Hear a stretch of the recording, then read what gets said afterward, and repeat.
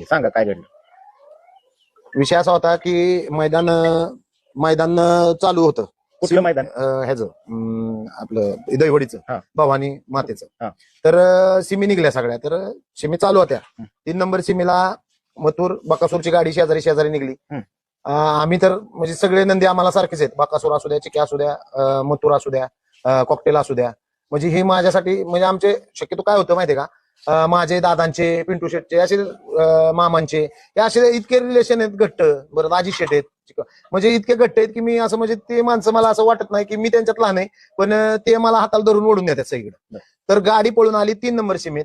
हार जिते बैलगाडी क्षेत्र आहे, हार जिते. मग माझी गाडी 6 नंबर सीमेला होती. माझी गाडी पळून आली, मी माझ्या ड्रायव्हरला बक्षीस पुकारलं.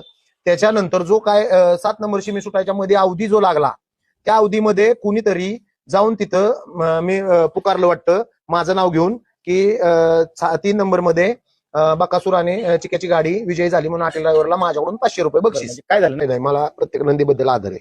चिके असू द्या, परत त्यांची मालक सगळे आहेत, मामा आहेत, अजित शेट आहेत, सगळे आहेत, राहुल दादा आहेत, परत पिंटू शेट आहेत.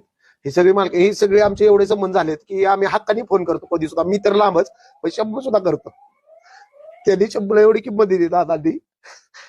खरंच या क्षेत्रातलं यादीची माणसं आहेत.